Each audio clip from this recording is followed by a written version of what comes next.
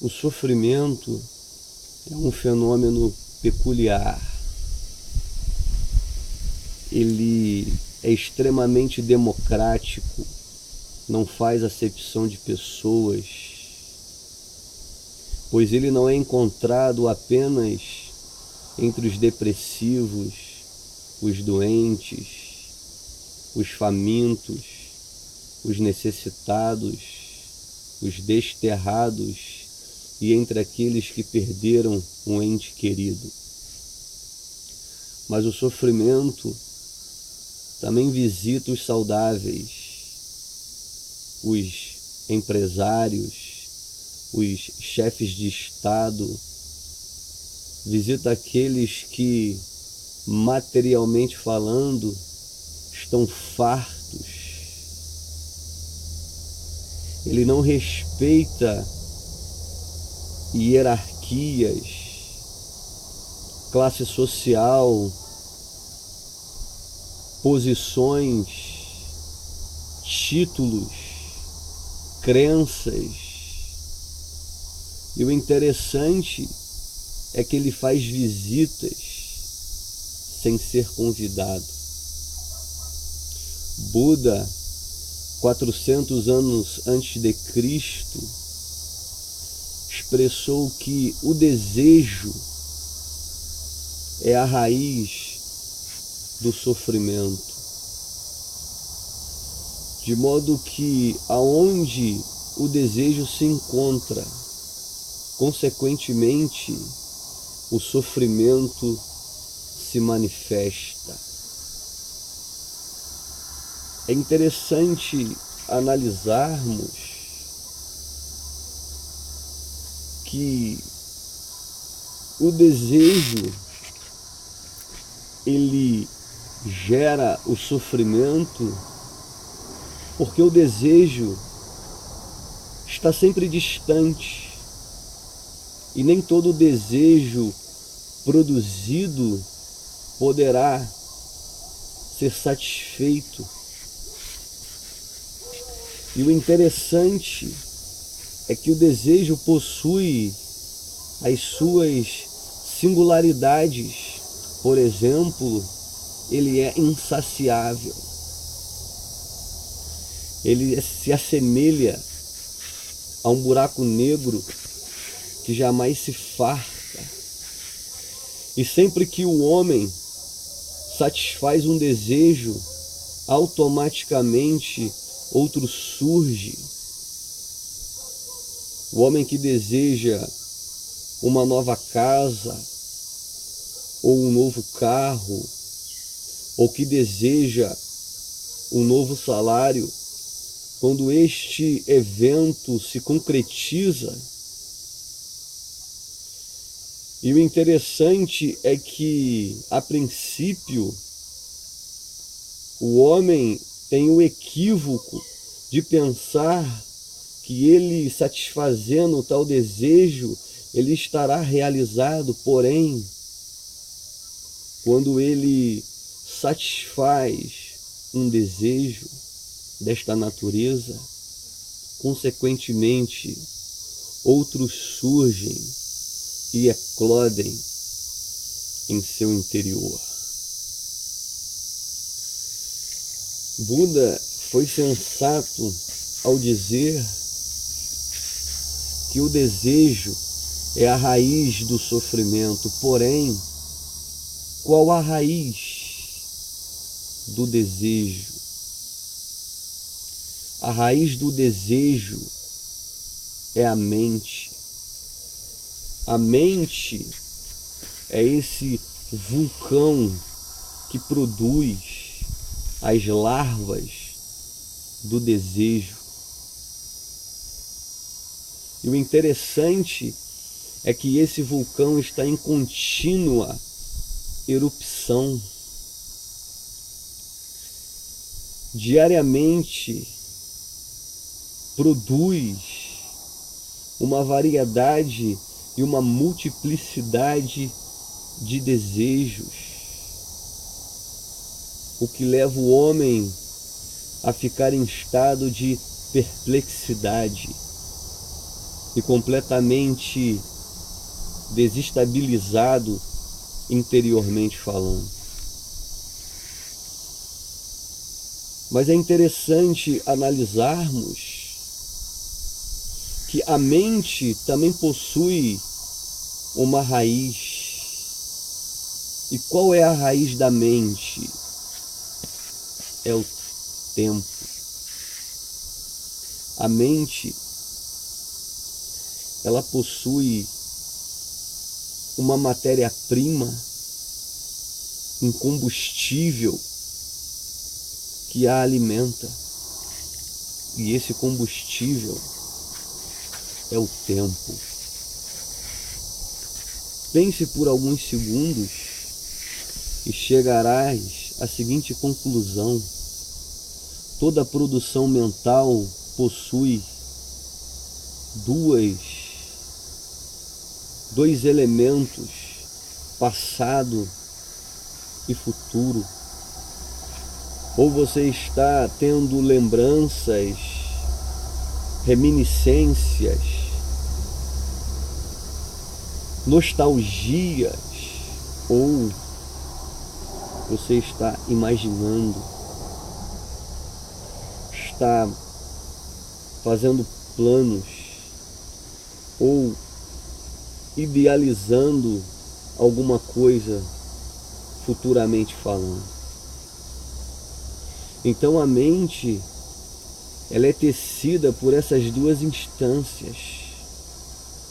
Ela jamais experiencia o agora, o momento presente.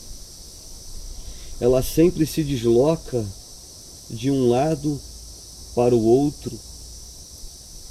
Um sábio taoísta chamado Lao Tse foi sensato ao afirmar que se estás triste, estás no passado. Se estás ansioso, estás no futuro. Mas se estás em paz, estás no presente. Toda preocupação, ansiedade, angústias e sentimentos desconfortantes emanados pela mente estão enraizadas nesse aspecto temporal.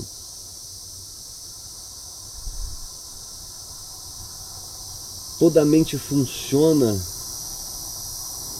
neste ritmo pendular de passado e futuro. Ela jamais está no agora. Mas é interessante observarmos que o tempo, que é a raiz da mente, também possui o seu substrato. A raiz do tempo é a ilusão. Pois na realidade o tempo só existe na mente. Pergunte para o seu animal de estimação que horas são. Se ele tivesse a oportunidade de responder, ele diria: a hora é agora. O tempo é um fenômeno apenas experienciado pelo homem, porque as plantas, as árvores, os animais, eles experienciam a eternidade. Porque, em outras palavras, eternidade nada mais é do que a ausência do tempo. E o tempo, ele é extremamente ilusório, por isso ele é relativo.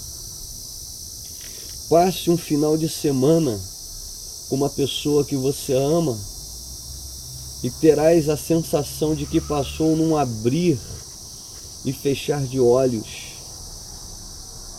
Fique alguns minutos sob tortura e parecerá uma eternidade, de modo que a raiz do tempo é a ilusão. E o interessante é que a raiz da ilusão é a ignorância. E a ignorância que mantém o indivíduo em obscuridade. E a ignorância que o mantém inconsciente. E através dessa inconsciência desencadeará todo o processo que se desembocará no sofrimento. Observe essa genealogia. Do sofrimento vem a ilusão que cria o tempo, que cria a mente, que cria o desejo e que se manifesta como sofrimento. E o interessante é que a única profilaxia, o único antídoto ou a cura para a ignorância é a experiência com a verdade. É a verdade que liberta o homem de toda essa malha ilusória que entorpece os sentidos. É a verdade que faz com que ele enxergue fora da caverna, é que ele discirna toda esta matrix que muitas das vezes está bem próxima, porém mantém-se na invisibilidade. É apenas experienciando a verdade que o homem compreende todo esse mecanismo que de certa forma o aprisiona, o condiciona, não lhe permite compreender aquilo que é. É por isso que Cristo foi enfático ao dizer: conhecereis a verdade, e a verdade vos libertará. O sofrimento, ele possui essa genealogia, ele possui a pedra fundamental que dará suporte para todo o alicerce, e esta pedra é a ignorância. E só por intermédio do autoconhecimento, só por intermédio da experiência com a verdade, é que seremos livres. Compreenda esse mecanismo e terás dado um upgrade extraordinário na compreensão de todos esses fremitos anímicos. Espero que esta reflexão elucide esta temática, ele faça perceber este processo, cujas camadas são mais sutis do que você imagina. Até o nosso próximo encontro, e que o Eterno nos abençoe.